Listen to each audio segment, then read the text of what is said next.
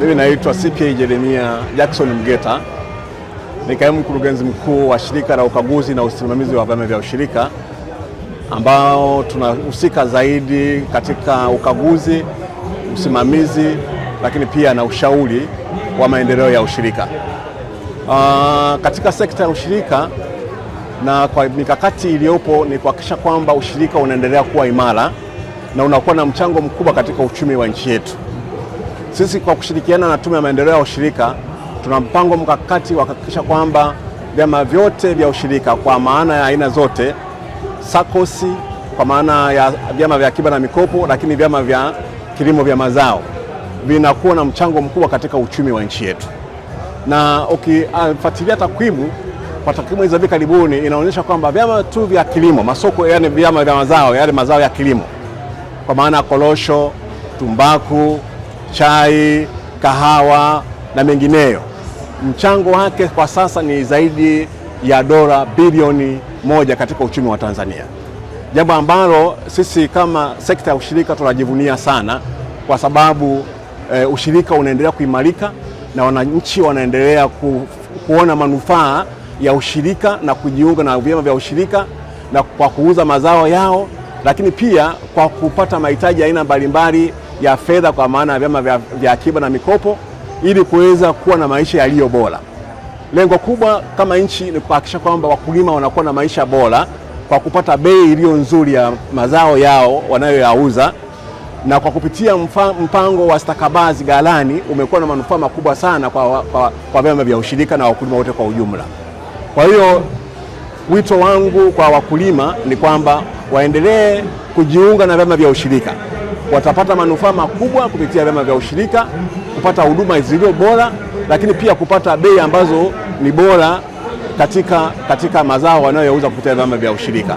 Serikali imejipanga kuhakikisha kwamba kunakuwa na usimamizi ulio thabiti, ulio bora, na kuondoa mianya mingine yoyote ile ambayo inawanyonya wakulima kwa kuuza mazao yao kupitia watu wa kati.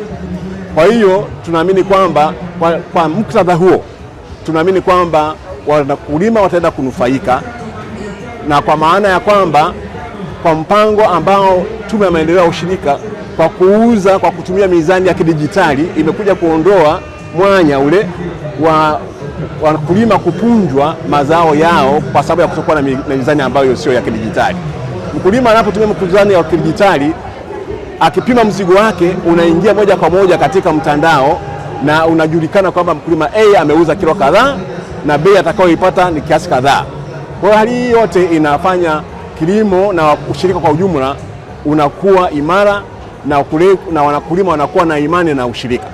Kwa hiyo kimsingi wito wetu kama serikali ni kuwaomba wakulima waendelee kutumia vyama vya ushirika kupata huduma zao mbalimbali, zikiwa ni huduma za kuuza mazao kwa maana ya masoko, au huduma za kupata fedha kwa ajili ya kufanya shughuli zao mbalimbali za kiuchumi. Lakini pia katika maonyesho haya ambapo vyama vya ushirika pia ni moja ya sekta ambayo imejitokeza kuwepo katika maonyesho haya, maelezo niliyoyapata ni kwamba wametembelewa na watu wengi, na kuna watu wengi, wadau mbalimbali wameonyesha nia ya kufanya kazi pamoja na vyama vya ushirika. Kwa hiyo ni jambo ambalo sisi tunaamini kwamba litatusaidia kama sekta, kwa sababu tayari uelewa sasa unaendelea kuwa mkubwa kwa wananchi wote wa Tanzania. Wawe ni wakulima, wawe ni wafanyakazi, wawe ni wafanyabiashara, wote wana fursa ya kujiunga kwenye vyama vya ushirika na kupata huduma mbalimbali kwa ajili ya kukidhi mahitaji yao ya kila siku, lakini pia kuhudumia familia zao kwa mahitaji ya aina mbalimbali.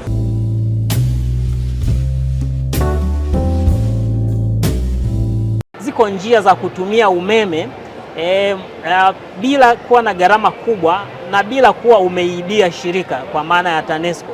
Kwa mfano, unapotumia umeme hakikisha ya kwamba umetumia mafundi. Wakati wa maunganisho ya umeme unatumia mafundi wenye vibali na leseni za EWURA. Fundi mwenye leseni ya EWURA atahakikisha ya kwamba umepata maunganisho yaliyo sahihi. Lakini kitu cha pili kwenye umeme, taarifa ambayo ni ya muhimu watumiaji kuifahamu ni kwamba ni lazima utumie vifaa bora. Unapotumia vifaa bora utalinda moja, gharama za matumizi, kwa sababu utakapotumia vifaa vibovu vinaweza kuwa vinavujisha umeme na ukajikuta unatumia gharama kubwa. Lakini pia kuna riski, hatari ya pengine ya kuunguza vifaa vyako vya umeme na vitu ambavyo vikakusababishia ukapata hasara. Lakini kwenye umeme pia ni muhimu kuhakikisha ya kwamba unapotumia umeme, miundombinu yako ya umeme lazima ikaguliwe kila mara. Kwa majumbani ni muhimu miundombinu ya umeme ikaguliwe kila baada ya miaka 5. Hii imewekwa ili kuhakikisha kwamba una miundombinu ambao ni salama kwa matumizi yako. Wakati mwingine watumiaji wanalalamika umeme unaisha haraka. Kwa nini umeme unaisha haraka? Huenda umeme unavuja. Kwa hivyo kama haukagui miundombinu yako ya umeme, unaweza ukajikuta kwenye hasara za kutumia fedha nyingi kutumia umeme.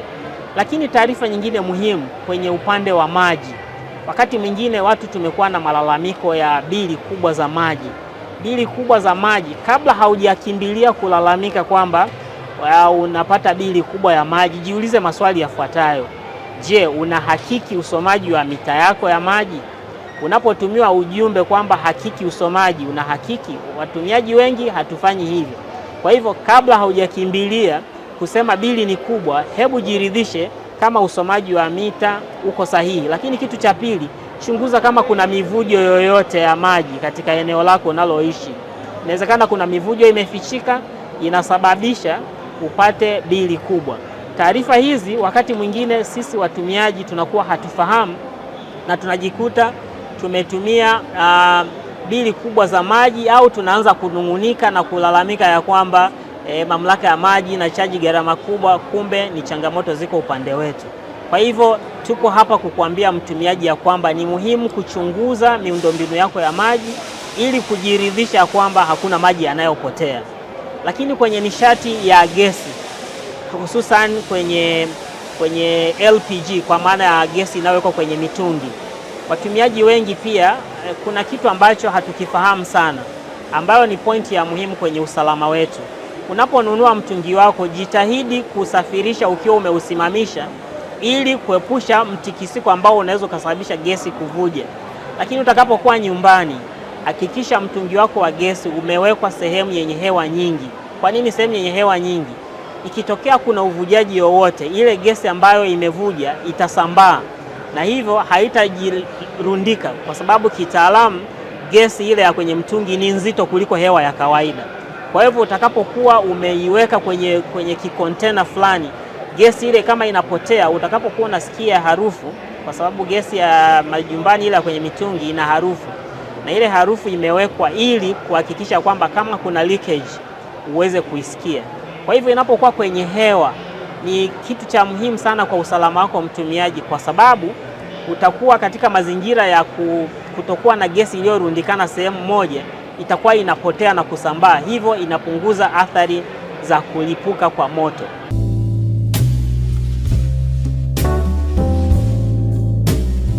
Leo tarehe 8 mwezi wa 7 2026 nimetembelea maonyesho haya ya Sabasaba, hususani katika banda la Wizara ya Kilimo, ambapo ndani ya banda hili kuna taasisi zote ambazo zipo chini ya Wizara ya Kilimo.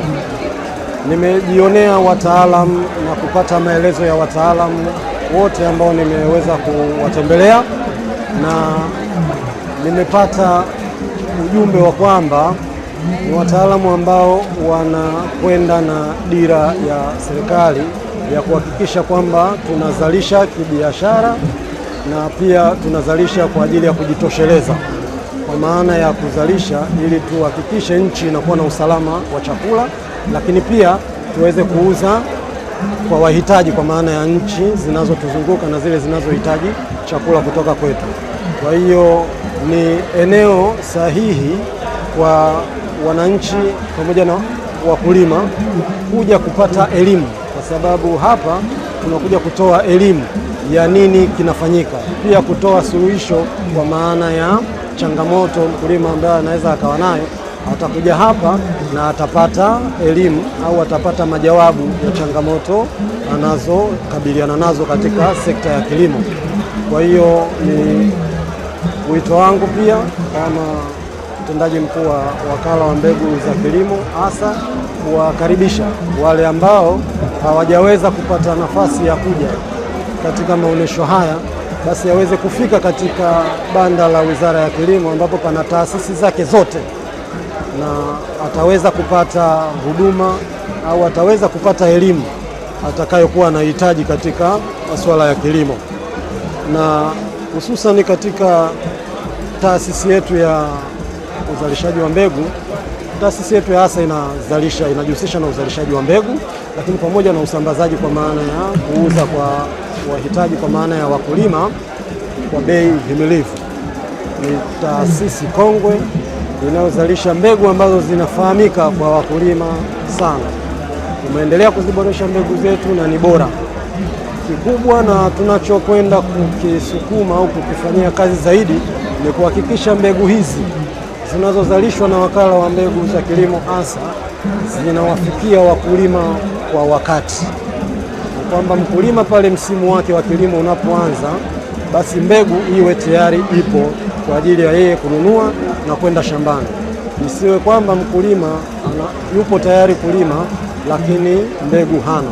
Kwa hiyo tunajitahidi na tutahakikisha mbegu hizi zinamfikia mkulima kwa wakati, kwa sababu nchi yetu ni kubwa.